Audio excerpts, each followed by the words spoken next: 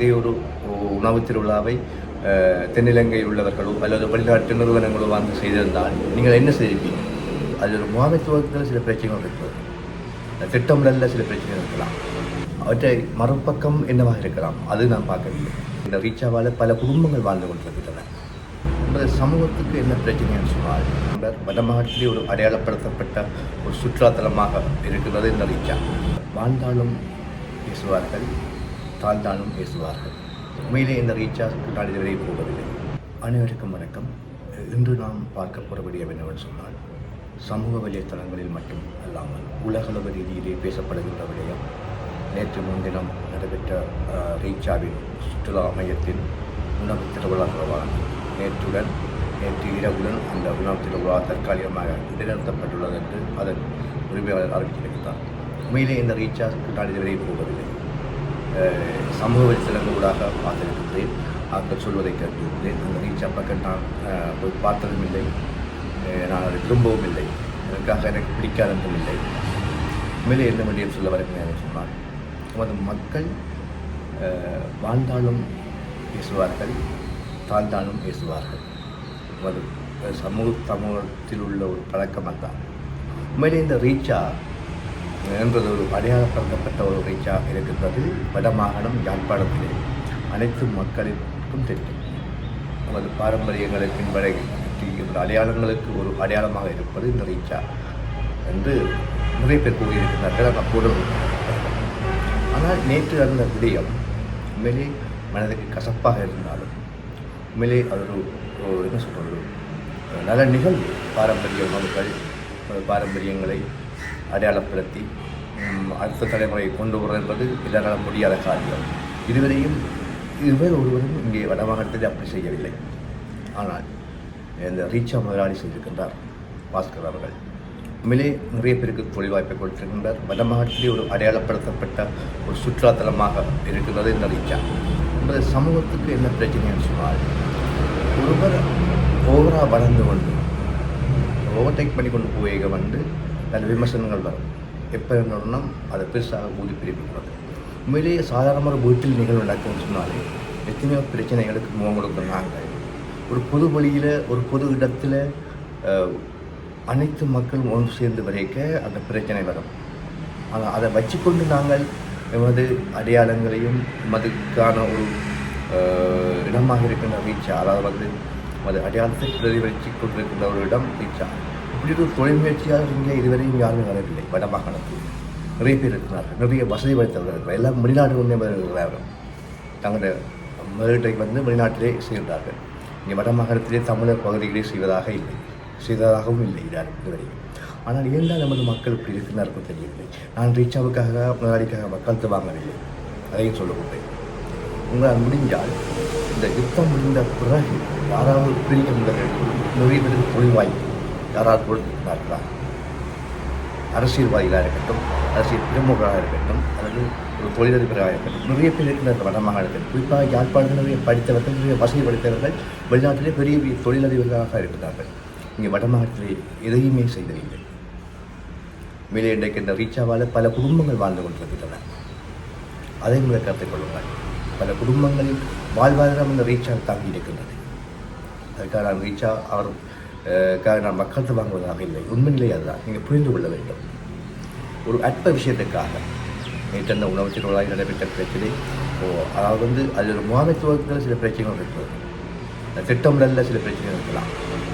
இவ்வளவு சனம் இருக்குது, இது எப்படி கொண்டு வந்த புறம், இது எப்படி கட்டுப்படுத்த புறப்படுறது, அந்த பிரச்சனை வந்திருக்கலாம், இல்லை என்று இல்லை.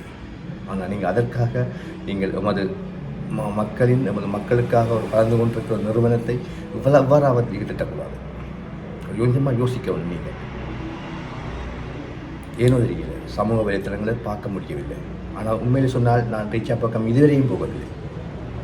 இந்த ரீச்சா இருக்கிற இடம் தெரியும், இருக்கேன்னு சொல்லி சமூக வலைத்தளங்கள் ஊடாக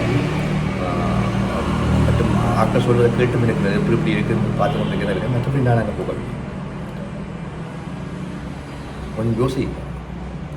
ஒருவன் மறந்து கொண்டு வாரான், அது நாட்டுக்குள்ளேயே எங்களோட காசை வச்சிருக்கிறான் சொன்னால் நீங்கள் கொஞ்சம் யோசிக்க வேண்டியபடியா.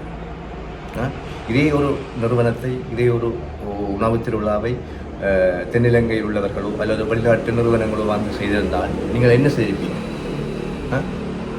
கொஞ்சம் யோசிங்க. நீங்கள் நான் கதைக்கக்கூடாது நன்மை பார்க்கறதுக்கு பொறுக்கையில் அதுக்காக எனக்கு பாஸ்கரனே தெரிய மாட்டேன், தெரியவே தெரியாது. சந்திக்கிறேன் இதுவரையும் உண்மையிலே அவற்றை சில நடவடிக்கையை பார்த்துருக்கேன், சில செயற்பாடுகள் பார்த்துருக்கேன். ஒரு ஊடக நிறுவனத்தின் முகாமையாளராக இருக்கிறார், ஊடக நிறுவனத்தை இயக்கி கொண்டிருக்கிறார்.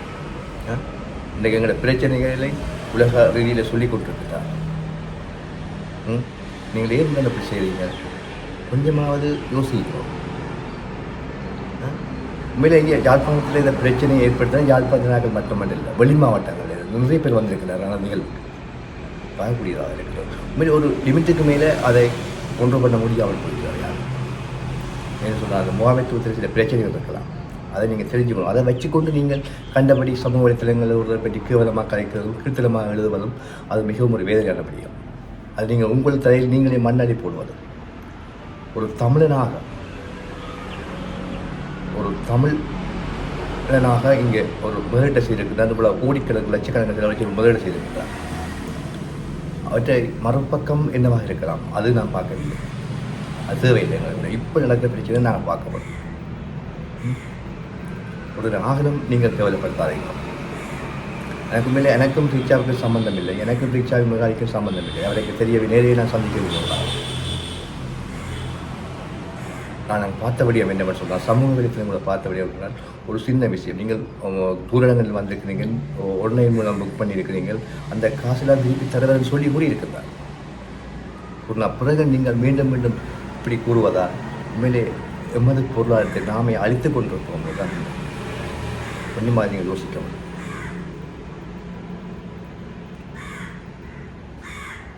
இன்றைக்கு இங்கே மட்டுமல்ல, உலகளவு ரீதியிலே தெரியும். ரீச்சா என்றால் வடமாகாணத்தில் யாழ்ப்பாணத்தில் இருக்கன்னு சொல்லி உண்மையில் அந்த இருக்கிற பிரதேசத்தை பார்த்தீங்கன்னா தெரியும் அது எப்படிப்பட்ட பிரதேசம்.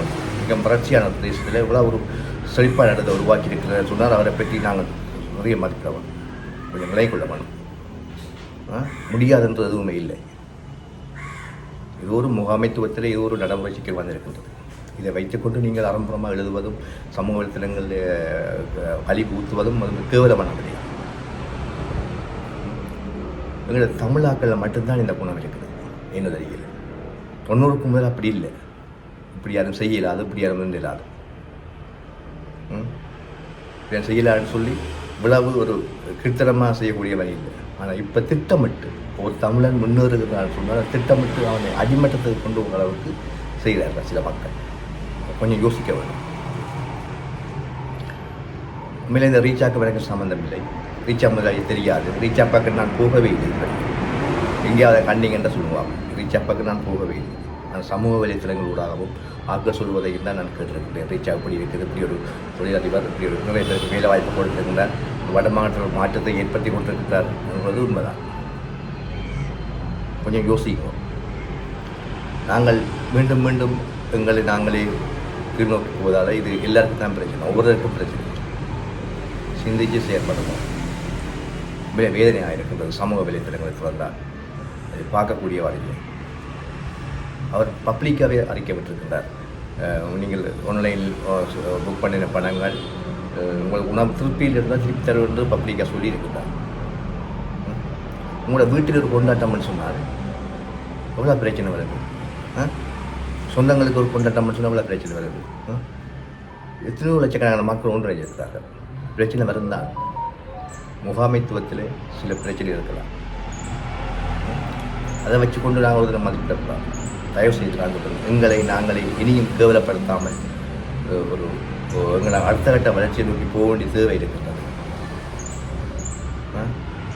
இதே இடத்துல தென்னிலங்கையில் உள்ள ஒரு வந்து பெரிய ஒரு உணவு ரூபாய் செய்திருக்கிறார்கள் வைங்க, என்னை பொத்தி கொண்டு போயிருப்பீங்க. அது வெளிநாட்டு நிறுவனமாக செய்திருக்கிட்ட இப்படி கதைச்சிருப்பீங்களா, இப்படி கிழிச்சிருப்பீங்களா, இப்படி ஒன்று கூடியிருப்பீங்களா? உங்களை வெளியே நீங்களே பார்த்து கொண்டு போயிருப்பீங்க. தயவு செய்து இனியாவது எங்களோட தமிழ் என்ற வளர்ச்சிக்கு முட்டுப்பட்டையாங்க, கேவலப்படுத்தாதே. மேலே வேதனையான விடயமாக இருக்கின்றது. தமிழ் மக்களை கொஞ்சம் சிந்தியுங்க. சிந்தித்து செயற்பட வேண்டிய நேரம். நன்றி, வணக்கம்.